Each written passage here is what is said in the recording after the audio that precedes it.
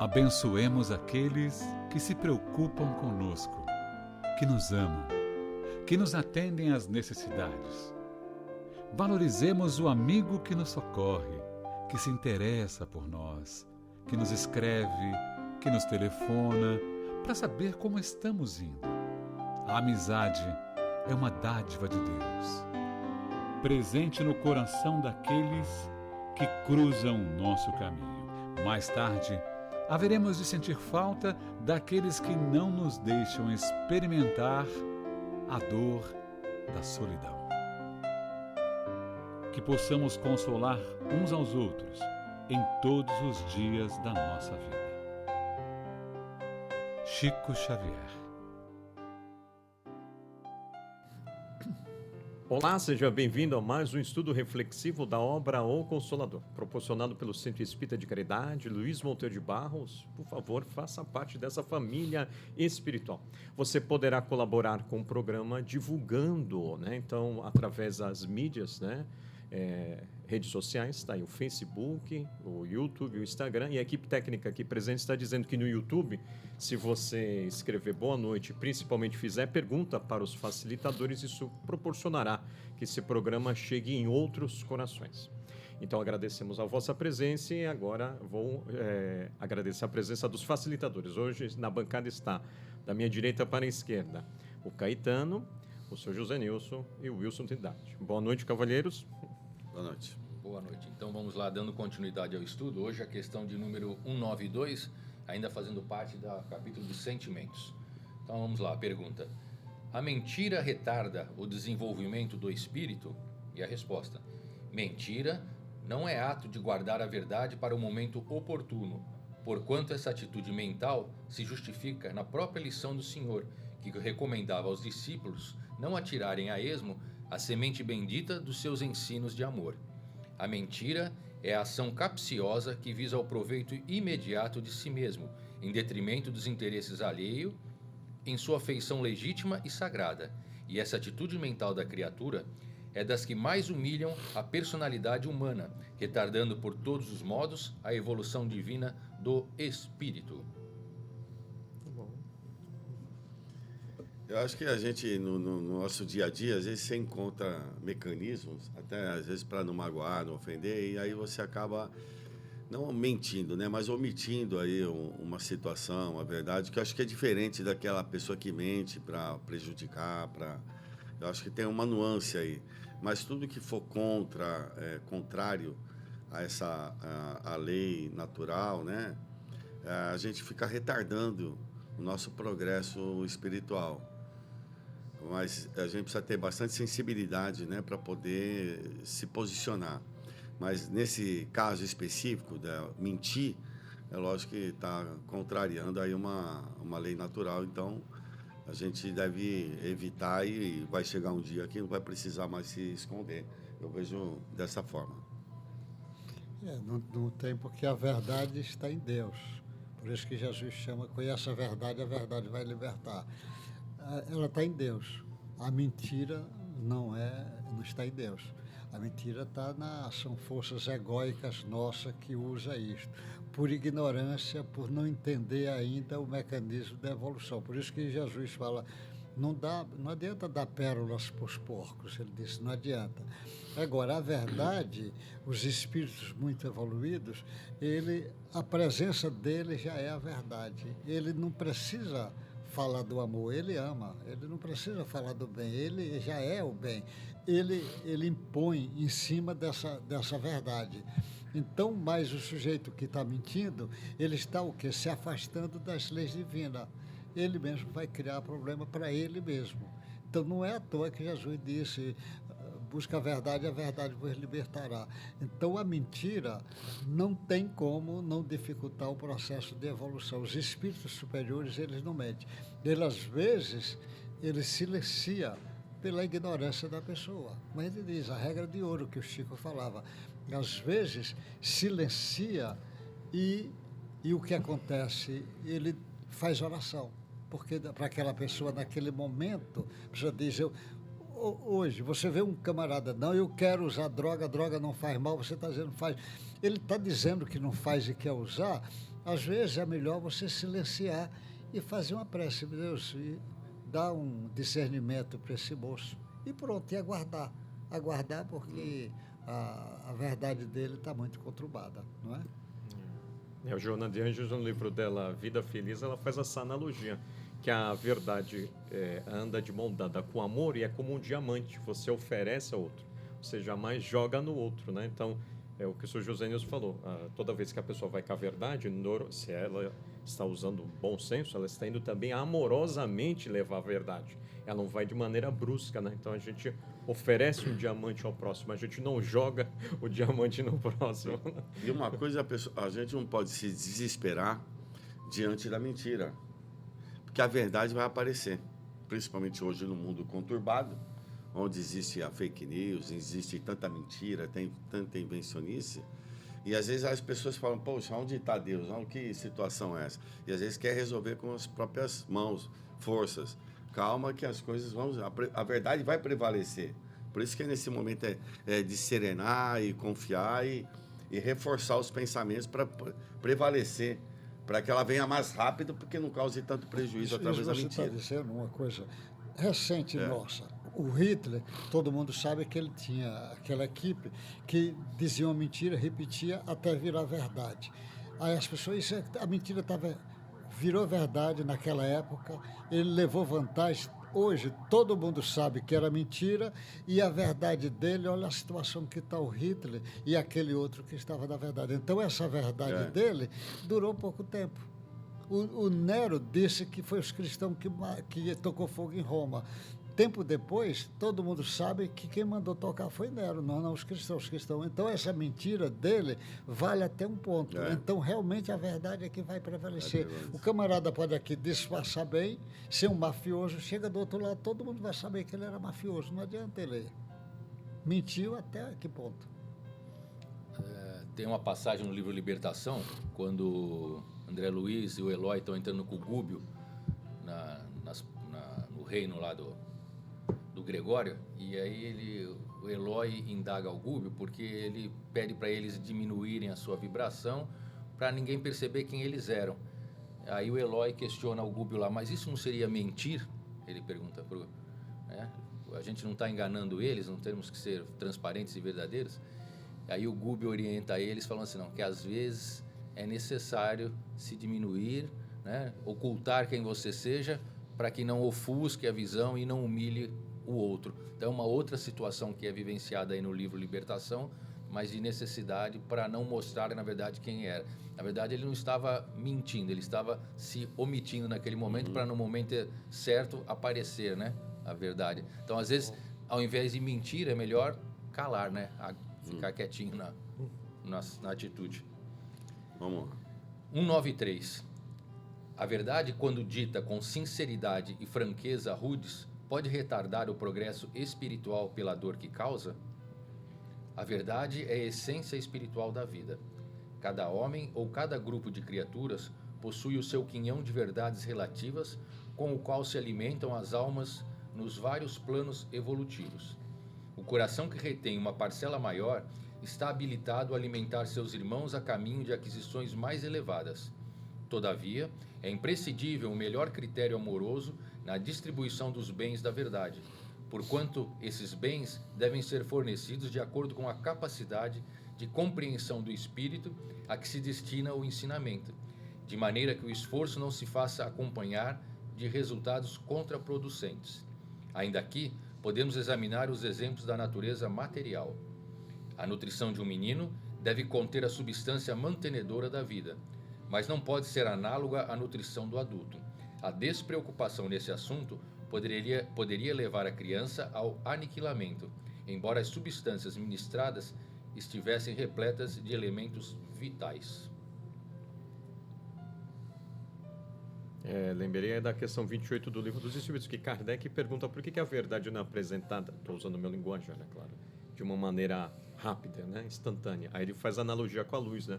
Se a verdade fosse mostrada com toda a sua potencialidade, cegaria ao invés de colaborar na visão. Então, por isso que a gente vai recebendo a verdade conforme nosso nível evolutivo. Né?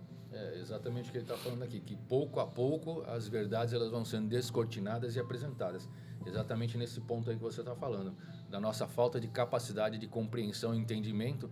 Muitas vezes, quando fatos novos vêm se trazendo, por exemplo, quando Francisco Cândido Xavier começa a psicografar a obra de André Luiz na década de 40 ali, quem acreditava que existia o Aerobus lá, um carro que voava, que volitava, que tinha, já fala de pequenas telas, né, naquela época no plano espiritual, que seriam os celulares, as televisões.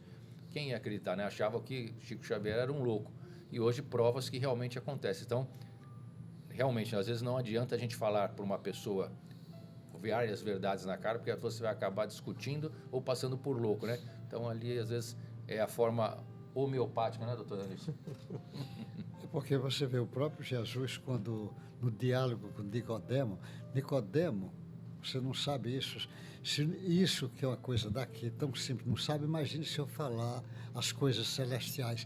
Não adianta, ele está ainda aqui. O Espiritismo chega numa época, olha o que o Espiritismo apresenta para nós, os dramas nossos. Olha como é as trevas, como é a região infernal. Tem gente que vai para lá, se afasta tanto de Deus, quer lutar contra o próprio Deus. Olha como é umbral, olha a região que está, olha como é o planeta Terra, olha como essas colônias ainda próximo da Terra. Ele não entrou nas colônias espirituais puras, porque nós precisamos resolver esse problema aqui nosso. Por que se a gente for querer saber como é o amor no espírito puro, o cara diz, nós estamos aqui ainda na parte nossa, grosseira, temos que aprender isso, então tem que ser dado, como ele disse, a criança, você dá o alimento de criança, o adulto de adulto. Isso tem que ser por etapas, não adianta você pegar um recém-nascido, for dar uma feijoada, você mata o recém-nascido. É assim que funciona. Mas ele daqui a pouco vai poder comer a feijoada. É assim que funciona. Então, os espíritos vêm, Kardec chega numa época que traz informações que nós podemos absorver e é importante que absorva. Mas ele não trabalhou as colônias espirituais de grande evolução. Ele não trabalhou. Vou falar de espírito puro aqui para nós. Nós ainda estamos na fase bem grosseira. Estamos na fase ainda que estamos saindo da floresta, recém-saído da floresta. Então, isso é preciso saber, porque a flor, como ele falou, desse outro exemplo do diamante, a flor, uma pétala, se você arremessar com força no rosto, ele vai machucar. Uma pétala de rosa vai machucar o sujeito, quando ela é suave. Então, você imagina, ele falou do brilhante pelo valor dele. Então, a própria verdade, é preciso ter cuidado com ela, para poder... É como se os espíritos superiores dissem, calma, menino, espera um pouco, criança. Você não está preparado ainda, calma. Você não tem condições ainda de saber muita coisa, de enfrentar muita coisa. A gente está ainda numa fase mais inicial e tem que ter muita compreensão para isso. Conosco mesmo, porque a gente não consegue dar o passo que gostaria de dar. Porque nos falta muito o que eles falam, que é a vontade, né? A vontade firme, resoluta, né? O cara estoico, aquele que cumpre com... isso que é o nosso dever aí, né? Então, nós estamos nessa busca aí. A questão 194. Devemos contar de maneira absoluta com o auxílio dos guias espirituais em nossas realizações humanas? E a resposta: um guia espiritual poderá cooperar sempre em vossos trabalhos, seja auxiliando-vos nas dificuldades de maneira indireta ou confortando-vos na dor, estimulando-vos para a edificação moral imprescindível à iluminação de cada um. Entretanto, não deveis tomar as suas expressões fraternas por promessa formal no terreno das realizações do mundo, porquanto essas realizações dependem do vosso esforço próprio e se acham entrosadas no mecanismo das provações indispensáveis ao vosso aprimoramento. Então é interessante aqui ele falando, né? Muitas pessoas aguardam a providência divina, né? Faz ali a sua oração e agora agora é com o meu anjo da guarda, vou para a praia, né? Então aqui ele chama a gente aqui a responsabilidade. Em determinadas situações que a gente vive, passa, fazem parte da nossa programação reencarnatória. E cabe a nós os esforços diários através do trabalho, do estudo, né, dos relacionamentos, para que a gente passe por cima daquilo da melhor maneira possível, da forma mais proveitosa. Nossos anjos da guarda, nossos protetores, eles estão sempre ali para nos auxiliar, nos ajudar, ele fala aqui. Mas é aquilo, você tem que abrir a porta, você tem que criar a conexão, né? Se eu quero assistir determinado canal, eu preciso pôr na sintonia correta. Senão não tem como ajudar, né? O Divaldo conta essa história, que o camarada chegou para ele: Divaldo, eu vou para a praia para você fazer prece para mim. O Divaldo disse: vai para fazer prece? É, porque chega lá na praia, aquelas moças com as pernas bonitas, aquele negócio. O Divaldo, o cara pediu para o Divaldo fazer prece porque ele ia para a praia, porque... Via moça. Como ele falou, o cara está querendo que o anjo da guarda resolva o problema. O cara diz, aí o anjo da guarda, Disse, se for mal criado, se for, gosta do cara, diz: vai trabalhar, vagabundo. Você está querendo. É um cara de pau, né? Mas ele usou o verbo aí, cooperar, ao lado dele, copiloto, ao lado do piloto. Então, o anjo da guarda, ele está nos auxiliando, não quer dizer que vai realizar por nós, né? Podemos fazer até uma analogia às questões intelectuais. Um professor, professora, cooperam, mas na hora da prova, né, da demonstração do trabalho, é o estudante que realizará.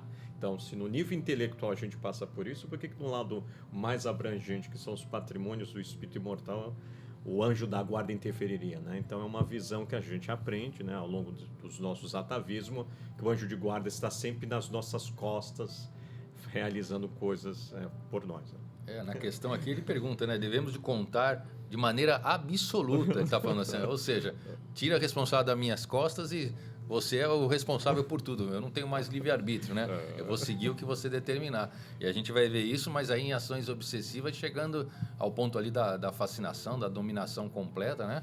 E aí já não seria mais ali o anjo da guarda, né? Seria já com uma outra habilidade aí que vai prejudicar ali o encarnado, né? Aí os espíritos dizem assim: o anjo da guarda fica muito atento 24 horas até 7 anos de idade. A partir daí ele começa. No início, é o anjo da guarda. O menino tem 1 ano, tem 2 anos, o anjo da guarda está ali, junto, porque ele pode, pela inocência. Mas você vê, quando ele completa 7 anos, o anjo da guarda já fica mais distante. Ele vai agindo, mas já não é. Agora, no início, ele está ali. Você vê, durante uma gravidez, o que é que o André diz? Que fica equipes espirituais ali protegendo, o mentor do anjo da guarda, protegendo, porque pode alterar até a cromatina ali no início da gravidez e você alterar até a genética do menino. Então, eles protegem mesmo ali naquele início. A proteção mesmo. Porque ele diz, olha a informação que o André dá, ele diz: altera a cromatina, que a cromatina vai formar os cromossomos e o gene está ali em cima daquele processo. Então, eles podem alterar até provocar coisa. Então, eles ficam ali de proteção nesse início. Quer dizer, vai alterar o que precisa ser alterado, porque já tem compromisso. Fora disso, eles não vão deixar. Apesar da força deles, às vezes pega uma mãe doida, toma um remédio, uma talidomida, e eles não tiveram condição de evitar do menino nascer sem um braço. Então é muito interessante isso. O próprio anjo da guarda, até os 7 anos, está ali atento. A partir daí ele se afasta. Mas é interessante ressaltar... Basta estar junto, basta mais ligado. Isso que o senhor falou, porque no próprio Evolução em Dois Mundos, ele fala que os geneticistas da espiritualidade trabalham nas mutações necessárias e no aperfeiçoamento dos corpos melhor para o reencarne daquela alma. E é aquilo que o senhor falou, eles só vão conseguir agir naquilo que for permitido, né? Porque os pontos-chave realmente das necessidades, das benesses ou das dificuldades no corpo físico, elas vão estar ali já gravadas e talvez não se manifestaram se aquele espírito ali ele conseguir ter uma conduta para A ou para B, né? Só vai se manifestar se aquele com determinados comportamentos específicos. Às vezes está previsto, com 40 anos você vai ficar sem visão. Está previsto, eles já calculam isso. Já sabe que às vezes vai precisar esse momento para o espírito. Às vezes eles sabem. Questão 195. Como poderemos encontrar dentro de nós mesmos o elemento esclarecedor de qualquer dúvida quanto à qualidade fraternal e excelente do ato que pretendamos realizar nas lutas cotidianas da vida de relação? Resposta: aqui somos compelidos a recordar o antigo preceito do amar o próximo como a nós mesmos. Em todos os seus atos, o discípulo de Jesus deverá considerar se estaria satisfeito recebendo-os de um seu irmão na mesma qualidade, intensidade e modalidade com que pretende aplicar o conceito ou exemplo aos outros. Com esse processo introspectivo, cessariam todas as campanhas levianas dos atos e das palavras, e a comunidade cristã estaria integrada em conjunto no seu legítimo caminho. Ressaltando aqui o ama teu próximo como a ti mesmo. Exatamente. É porque às vezes o parâmetro meu, né, se eu mudasse de lado, de referencial, vai mostrar para mim mesmo que eu estou assim, com uma visão equivocada, né? Eu estou meio repetindo meus atavismos. É aquilo que Lázaro fala no Evangelho segundo o Espiritismo, é os sofismas da paixão, né? Então, se eu não estiver muito atento, eu escuto mais o meu ego do que a minha essência divina. Então, quando a pessoa faz meditação, e Santo Agostinho vai até lembrar isso também no Livro dos Espíritos. Vai entrevista teu inimigo, que o teu inimigo às vezes vai apontar a algo que você ali está tão envolvido que não quer ver, e você até já afastou-se dos amigos, que são os processos, como você bem lembrou, da fascinação. Normalmente uma pessoa fascinada, ela vai se afastar dos amigos que apresentaram com amor a verdade, né? Você sabe que quando você trabalha muito tempo numa determinada empresa, que você tem um negócio, você começa a ter hábitos, às vezes, que para você são normais, arrumações na tua empresa, que para você, aos teus olhos, está perfeito. Mas existe um trabalho de grupo de empresários que eles pegam empresários do mesmo ramo do teu e promovem uma visita no teu estabelecimento comercial. E é muito interessante porque eles vêm com um olho crítico de fora, de uma forma diferente. Então, aquilo que para você está normal, está bom, está de excelência, de qualidade, eles apontam, olha, aquela janela ali, talvez se fosse ali, mudava, aquela limpeza ali, e para você está passando normal, batido.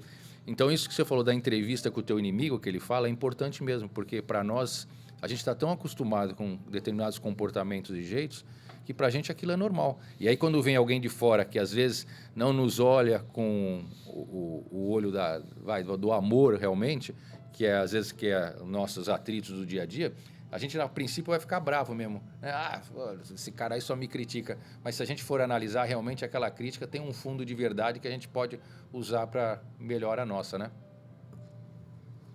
Esse é o ideal, né, que o Emmanuel fala, né? Quando a gente está livre das paixões ou das patologias psíquicas ou espirituais, onde a gente tem as influenciações. Então, por isso que o planeta Terra ainda a gente claudica bastante, porque você tem a condição de superar tudo isso, mas ainda claudica pelas tentações, pelas seduções, pelas paixões, né? Por isso que tem que haver muita compreensão um com o outro para poder as pessoas crescerem, evoluírem através da fraternidade, da solidariedade. Mas saber que esse mundo é para isso mesmo, né? Na pergunta anterior, a gente analisa com a consciência do homem, do ser humano, e não do espírito imortal. Porque se a gente analisasse do espírito imortal, por exemplo, um exemplo bobo, quem quer fazer a prece? Todo mundo ia levantar na hora a mão, se é o ser espiritual, para fazer a prece. Porque a gente está ávido para poder resolver os nossos problemas. Quem é que vai querer ajudar lá o fulano e fazer esse trabalho de caridade? Todo mundo vai ajudar, querer fazer qualquer benemerência para quê? Para reparar a consciência endividada. Então, a nossa visão, a nossa análise de ser humano temporal atrapalha muito essa repetição na empresa de estar... A gente vive muitas vidas assim e acaba consolidando esse formato humano. O Espiritismo vem falar, olha, você é um espírito, pensa como espírito, você vai voltar daqui a pouco, você vai voltar a ser espírito. Quer dizer, no mundo espiritual, veja as coisas no mundo espiritual. Pense como um espírito, porque você não vai deixar passar as oportunidades. Ah, vai ter um câncer. Opa, agora é a hora de eu reparar uma falta grave. Muda, né, Zanil, sua visão. E a gente fica com uma visão muito estreita. Você falou da empresa aí, eu falei a mesma coisa.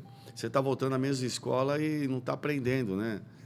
Parece que você fica patinando. A Joana de Anjos fala, você repete muito as encarnações, os mesmos problemas. Está na hora de você romper isso, né? Da mesma forma que a gente fala para o obsessor e para o obsediado, entre aspas, um e outro, olha, está na hora de romper. Perdoa, esquece, é daqui para frente. É a mesma coisa, o diálogo interior do Santo Agostinho. Inicia, põe uma pedra, acabou, vamos daqui para frente, né?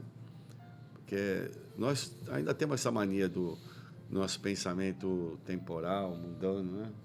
Você vê como é que como a pessoa no processo evolutivo, a psicologia chega, a maioria das escolas de psicologia, às vezes ainda estão preocupadas, e é lógico que tem essa preocupação, de mostrar para o camarada que ele tem uma personalidade, que ele tem ainda essa personalidade. Porque o camarada está tão assim que acha que ele não é ninguém, não é nada. Às vezes o psicólogo, não, você é alguma coisa. Quer dizer, e essa alguma coisa já foi um êxito, mas às vezes eles pensam que era só isso. Não, essa alguma coisa foi uma beleza. Você tem uma personalidade, você tem seus caminhos, você pode se impor dentro da sua personalidade. Mas aí o espiritismo vem, chama apontando para Jesus e diz, além da personalidade, você tem uma individualidade que é muito mais profunda do que essa personalidade. Sua personalidade pode fazer muita coisa, agora sua individualidade. E se você acorda Deus que está dentro de você, aí a sua potencial é imenso.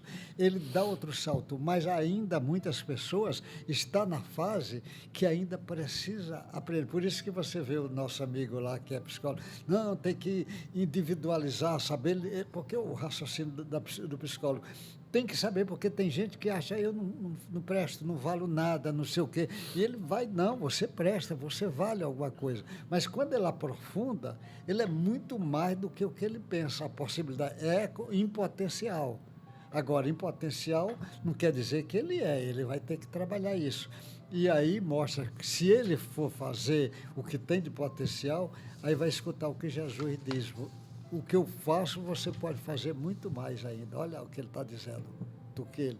Então, aí, esse mergulho. E esse mergulho é que vai fazer. Você pega num planeta como esse nosso, o que é que os espíritos dizem? Só um terço já tem condição de ir avançando. A maioria ainda está aqui, estamos ainda na fase bem tribal. A maioria ainda está nessa fase tribal. Uma fase ainda que é igual o índio, nem sabe que tem personalidade. O índio desencarna, fica ali junto da tribo. Ele não sabe viver fora da tribo. Ele fica ali. Ainda a maioria estão assim. É o grosso. Então, o que é que os espíritos querem? Melhorar esse grosso, que é a maioria. Só um terço que já tem uma certa consciência. A maioria não tem. E a maioria encarnada e a maioria desencarnada também não tem. É só você ver espírito que já morreu, nem sabe que morreu. Ele continua ainda, nem sabe quem ele está procurando e não sabe o que está procurando. Não é? Você vê? É ainda por isso que o planeta é de prova e expiação.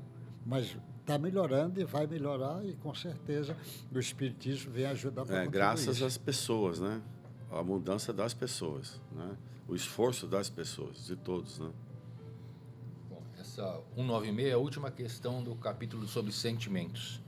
Então, fala, como encaram os guias espirituais as nossas queixas?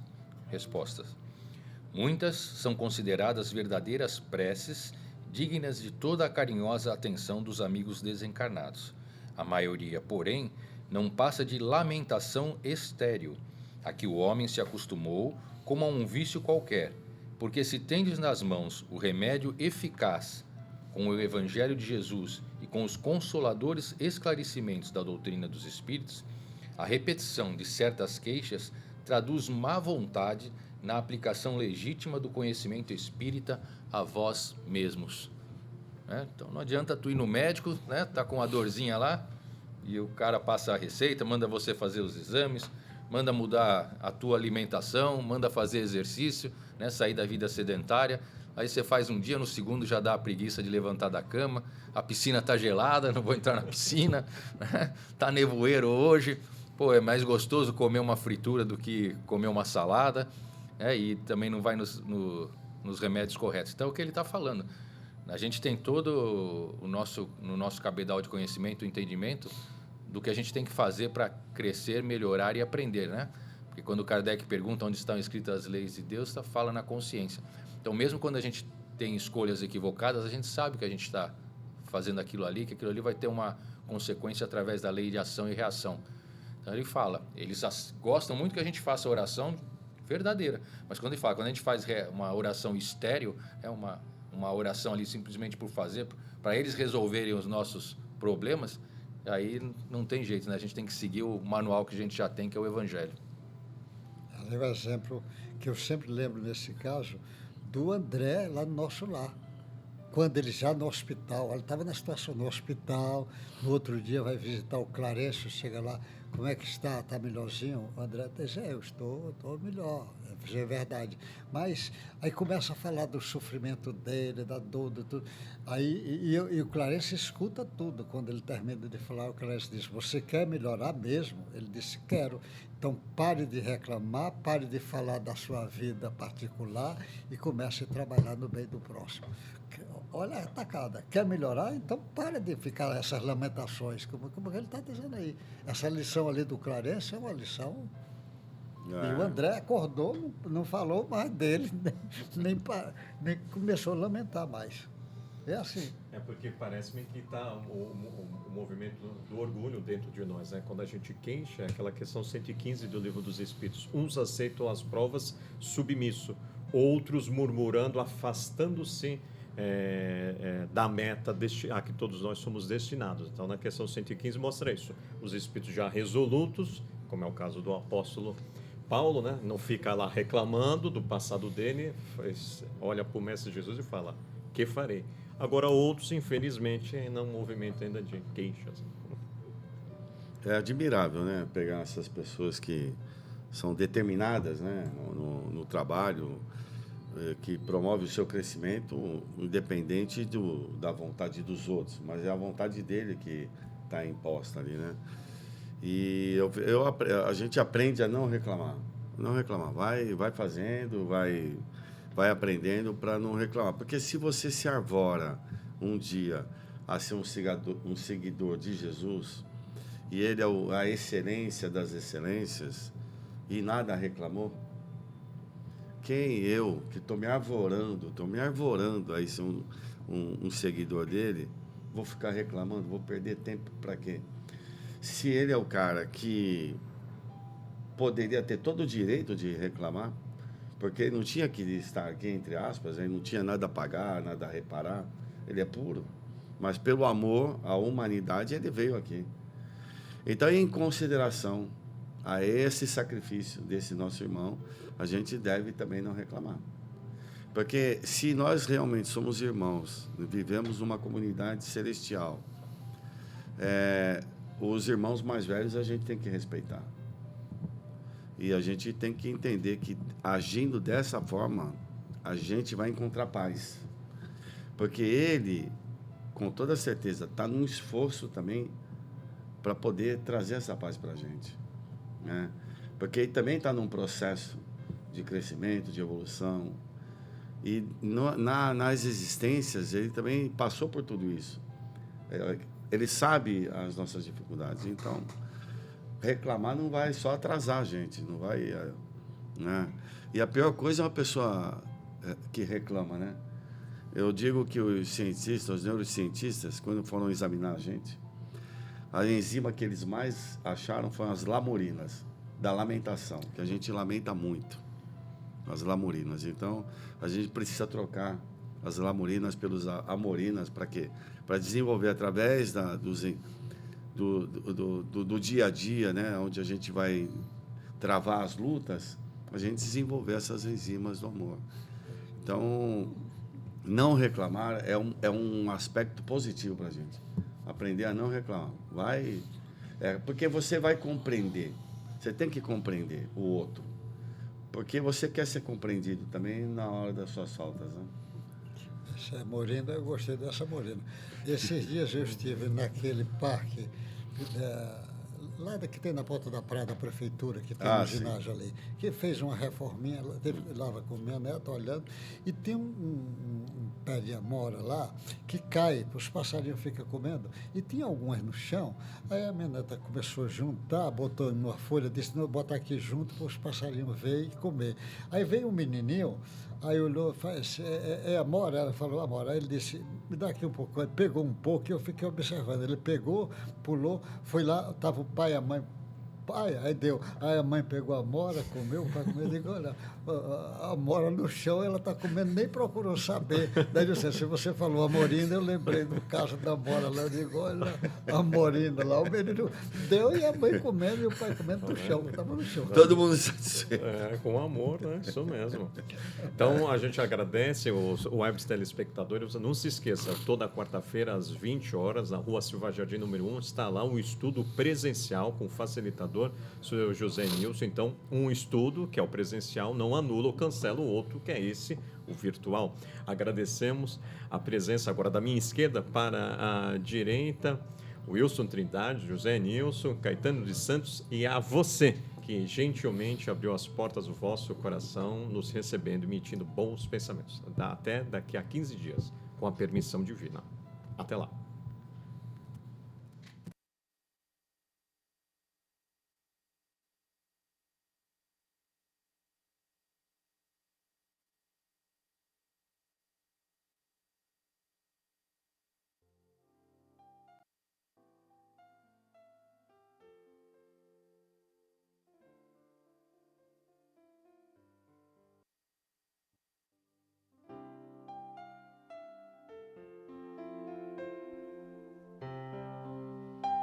Abençoemos aqueles que se preocupam conosco, que nos amam, que nos atendem às necessidades. Valorizemos o amigo que nos socorre, que se interessa por nós, que nos escreve, que nos telefona, para saber como estamos indo. A amizade é uma dádiva de Deus, presente no coração daqueles que cruzam o nosso caminho. Mais tarde, haveremos de sentir falta daqueles que não nos deixam experimentar a dor da solidão. Que possamos consolar uns aos outros em todos os dias da nossa vida. Chico Xavier.